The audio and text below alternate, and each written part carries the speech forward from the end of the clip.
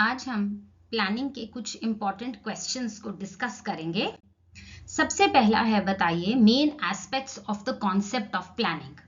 Planning के आपकी किताब में इतने सारे मीनिंग फीचर्स दिए हुए हैं। Question is main aspects. So सबसे पहले है setting objectives for a given time period. जितने टाइम का आप प्लान बना रहे हो उसके लिए आपको ऑब्जेक्टिव सेट करना है, आपको गोल सेट करना है। जैसे कि आप करते हो, मुझे इस बार 90% नंबर लेने हैं या 95% नंबर लेने हैं, ये आपने एक ऑब्जेक्टिव सेट कर लिया अपने लिए। उसी तरह से ऑर्गेनाइजेशन भी अपने लिए एक गोल, एक ऑब्जेक्टिव सेट करेगी। सेकेंड पॉइंट पे आएगा, उस ऑब्जेक्टिव को अचीव करने के लिए आपको करना क्या क्या पड़ेगा, कौन कौन से एक्शन लेने पड़ेंगे उस ऑर्गेनाइजेशन को। अब अगर आपको 95% मार्क्स लेने हैं तो ऑब्वियसली आपको अपने स्टडी आवर्स बढ़ाने पड़ेंगे, या तो सुबह जल्दी उठना पड़ेगा या रात को लेट तक पढ़ना पड़ेगा। तो ये हो गए आपके कोर्सेज ऑफ एक्शन। उसी तरह से ऑर्गेनाइजेशन ने भी ये डिजाइन करना है कि उस पर्टिकुलर गोल तक पहुंचने के लिए, ऑब्जेक्टिव तक पहुंचने के लिए हमें कौन कौन से रास्ते चुनने हैं। फिर थर्ड पॉइंट है, इन्हीं पॉसिबल ऑल्टरनेटिव्स के, या तो ये ऑप्शन लेनी पड़ेगी या बी ऑप्शन लेनी पड़ेगी, इनमें से आपको चूज करना पड़ेगा कि हमारी ऑर्गेनाइजेशन को सबसे इजी, सबसे कंफर्टेबल और सबसे अचीवेबल ये वाला कोर्स ऑफ एक्शन है। फिर आपने उस ऑल्टरनेटिव को चुनना है और उसके ऊपर चलना है। तो अगर क्वेश्चन आता है main aspect of the concept of planning, तो आपको ये 3 पॉइंट्स लिखने हैं। Second is, McDonald company does not give its franchisee to any other company which is running food business. मान लीजिए आपके पास KFC कंपनी की फूड चेन की एजेंसी है। अब आप अगर आप मैकडोनल्ड के पास जाओगे कि भैया मुझे आपकी एजेंसी फ्रेंचाइजी लेनी है, तो वो आपको नहीं देंगे। तो क्वेश्चन इज कि ये कौन सा प्लान है मैकडोनल्ड का।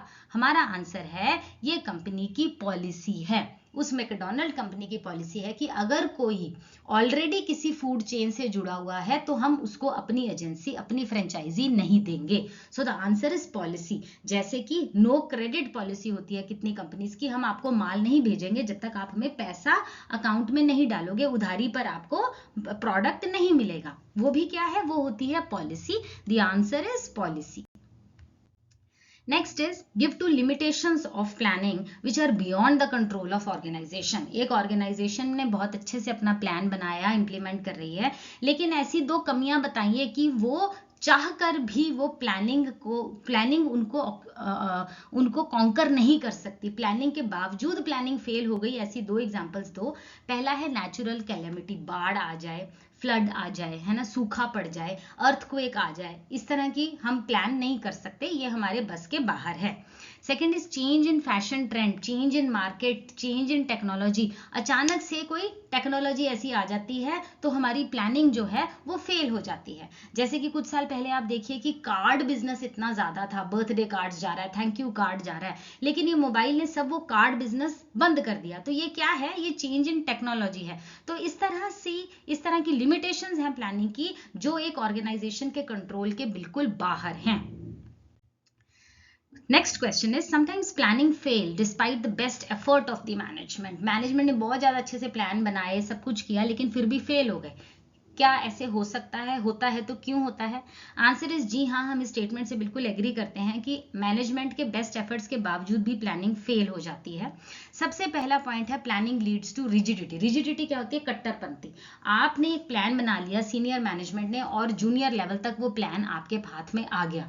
अब हम जो जूनियर लेवल का मैनेजर है उसको कट्टर होकर उसी प्लान के ऊपर ही चलना है, उसको रिजिड होकर चलना पड़ेगा, क्योंकि ऊपर से ऑर्डर आया है, क्योंकि प्लानिंग इसी को कहते हैं। अगर उसको कुछ दिख रहा है कि इससे थोड़ा सा हटकर करूं तो शायद ऑर्गेनाइजेशन का ज्यादा भला हो जाए, लेकिन वो चाहकर भी नहीं कर सकता, क्योंकि प्लानिंग ऊपर से आया है, ऑर्डर सीनियर मैनेजमेंट का, वो चलना ही पड़ेगा। तो हमें कट्टर होकर, हमें रिजिड होकर उस प्लान के ऊपर ही चलना पड़ेगा। तो पहली लिमिटेशन है कि प्लानिंग रिजिडिटी को बढ़ावा देती है। Second is, it may not work in a dynamic environment. Dynamic होता है जहां बहुत सारे चेंजेस हो रहे हैं। मान लीजिए फैशन इंडस्ट्री में आज आपको पता चल रहा है कि टाइट पैंट्स का फैशन चला गया है और लूज पैंट्स फैशन में आने वाली हैं, तो क्यों ना हम अपना डिजाइन बदल दें, लेकिन नहीं हो सकता, क्योंकि ऊपर से प्लान होके आया है कि आपको टाइट पैंट ही बनानी है। तो इस तरह का इन्वायरमेंट जहां पर चेंजेस बहुत ज्यादा होते हैं, जो स्टैटिक नहीं होता, जो एक तरह का नहीं होता, डायनेमिक फटाफट बदलने वाला होता है, उसमें जो है वो प्लानिंग वर्क नहीं कर सकती, क्योंकि उसमें आपको डिसीजन इमीडिएटली बदलना भी पड़ता है। हो सकता है प्लान के मुताबिक चलना आपके लिए लिए फायदेमंद ना हो। Next is it reduces creativity. Creativity क्या है? नया आइडिया, नया फीचर। तो किसी मैनेजर को नया आइडिया आ भी जाता है, कोई स्ट्राइक कर भी जाता है, तो भी वो काम नहीं करेगा, उसको अपनी आंखों पे पट्टी बांधनी पड़ेगी अपनी क्रिएटिविटी के ऊपर। ब्लाइंड फोल्ड होकर प्लान को ही फॉलो करना पड़ता है, इसलिए कहते हैं कि प्लानिंग क्रिएटिविटी को कम करती है। नेक्स्ट इज इसमें बहुत ज्यादा पैसा लगता है। देखिए आप सीनियर मैनेजमेंट पर लेवल पर बैठकर नीचे तक का आप प्लान बना रहे हो, इसमें पैसा लगता है, इसमें समय भी लगता है। तो आप चाहो कि छोटी सी ऑर्गेनाइजेशन इतना अच्छा प्लान बना ले, तो नहीं हो सकता, क्योंकि उसमें समय चाहिए, समय चाहिए तो लेबर चाहिए, लेबर चाहिए तो आपको इतनी सारी कॉस्ट भी चाहिए।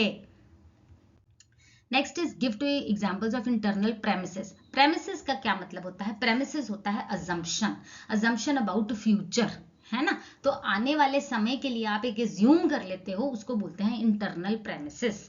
अंदर की बातों के लिए जब आपने अजम्पशन करी तो वो इंटरनल प्रेमिसेस, आपने बाहर से, बाहर वाले फैक्टर्स के बारे में अजम्पशंस करी तो वो बन जाएगा एक्सटर्नल प्रेमिसेस। तो इंटरनल प्रेमिसेस के बारे में आप क्या क्या अज्यूम कर सकते हो, फ्यूचर के बारे में क्या फोरकास्ट कर सकते हो। तो premises related to the requirement of capital, कि भैया आने वाले साल में हमें इतना कैपिटल चाहिए होगा क्योंकि हमें इतना माल बनाना है, तो ये हो गया पहला example. Second is requirement of raw material, आपको इतनी प्रोडक्शन करने के लिए कितना रॉ मटेरियल चाहिए, इसके बारे में भी आप इंटरनल प्रेमिसेस में अपना assumptions दे सकते हो।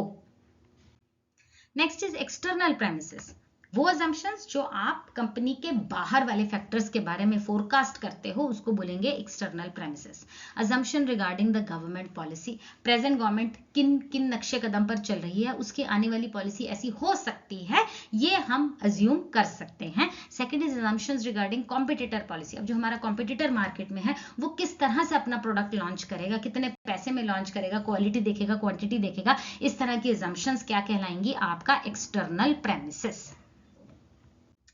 स्वच्छ भारत अभियान जो गवर्नमेंट ऑफ इंडिया ने शुरू किया था, वो कौन से टाइप का प्लान है? सो द आंसर इज ये एक प्रोग्राम है। प्रोग्राम क्या होता है? प्रोग्राम होता है कॉम्बिनेशन ऑफ, जिसमें ऑब्जेक्टिव्स भी आते हैं, गोल्स भी आते हैं, पॉलिसी भी आती है, प्रोसीजर भी आता है और रूल्स भी आते हैं। कि भैया पहले आपने एक टारगेट सेट कर लिया, फिर उसको अचीव करने के लिए आपने पॉलिसी बनाई, प्रोसीजर बनाया कि करना क्या क्या है, और रूल्स बनाए कि ये करना है और ये नहीं करना है। ऑल दीज प्लान्स जब इन सब का टोटल कर लेते हैं ना हम, तो हमारा बन जाता है प्रोग्राम। प्रोग्राम इसलिए बनाया जाता है कि जो हमारी ऑर्गेनाइजेशन है वो बहुत ही सिस्टमेटिकली वर्क करे। The programme create relation between policy, procedure and goal. जो ये आपको 3-4 चीजें बताई हैं, इनमें आपस में रिलेशन क्रिएट करने वाला प्रोग्राम ही होता है। प्रोग्राम डिफरेंट लेवल पे प्रिपेयर किया जाता है, टॉप लेवल पे बनाया जाता है और फिर उसको नीचे भेजा जाता है। प्राइमरी प्रोग्राम सपोर्टिव प्रोग्राम्स होते हैं जो smooth functioning of the company के लिए जरूरी होते हैं। Now the next question is, an electronic company is facing a problem of declining market share due to increased competition from other new and existing players in the market. एक electronic company है market में, उसका जो market cell है वो बहुत कम होती जा रही है क्योंकि जो उसका कंपटीशन है बहुत बढ़ता जा रहा है। नए कॉम्पिटिटर्स भी आ रहे हैं और जो एग्जिस्टिंग कॉम्पिटिटर्स थे उनसे भी उनको बहुत ज्यादा कॉम्पिटिशन फेस करना पड़ता है। जो उसके कॉम्पिटिटर हैं वो सस्ते में लोअर प्राइस मॉडल्स बना रहे हैं और उनके लिए जो प्राइस सेंसिटिव है, देखो इंडिया में बहुत सारे ऐसे लोग हैं जो पैसा देखकर ही चीज को लेते हैं क्योंकि वो सस्ता है इसलिए ले लेना चाहिए, उसको बोलते हैं प्राइस सेंसिटिव पीपल। तो जो कॉम्पिटिटर है वो लोअर प्राइस मॉडल बना रहा है ताकि जो प्राइस सेंसिटिव लोग हैं वो उनकी मार्केट को कैप्चर कर सके। और जो क्वालिटी कॉन्शियस कस्टमर है उसके लिए उनका कॉम्पिटिटर नए मॉडल तैयार कर रहा है जिसमें नए फीचर डाल रहा है और नई टेक्नोलॉजी भी डाल रहा है। अब हमारा प्रश्न ये है कि आप एक ऐसा बिजनेस मॉडल प्लान तैयार कीजिए ताकि उसका जो मार्केट शेयर है वो कम ना हो। तो जो टाइप ऑफ प्लान आज हम बताएंगे वो कहलाएगी स्ट्रेटेजी। स्ट्रेटेजी क्या होती है? अपने कॉम्पिटिटर को मात देने के लिए जो आप पॉलिसी बनाते हो उसको स्ट्रेटेजी कहते हैं। उसके स्टेप्स कौन कौन से आएंगे? सबसे पहले आएगा सेटिंग अप ऑफ ऑब्जेक्टिव। सबसे पहले उस इलेक्ट्रॉनिक मॉडल कंपनी को एक गोल सेट करना है, एक टारगेट सेट करना है जिसको हम बोलते हैं ऑब्जेक्टिव। उसके लिए उसको अट्रैक्ट करने पड़ेंगे क्वालिटी कॉन्शियस कस्टमर्स को भी देखना पड़ेगा जो क्वालिटी देखकर ही पैसा खर्चते हैं। तो पहला पॉइंट हो गया, आप ऑब्जेक्टिव सेट कर लीजिए। उसके बाद adopt a particular course of action. अब उसको अचीव करने के लिए कौन सा एक्शन लेना है, ये है हमारा सेकेंड पॉइंट।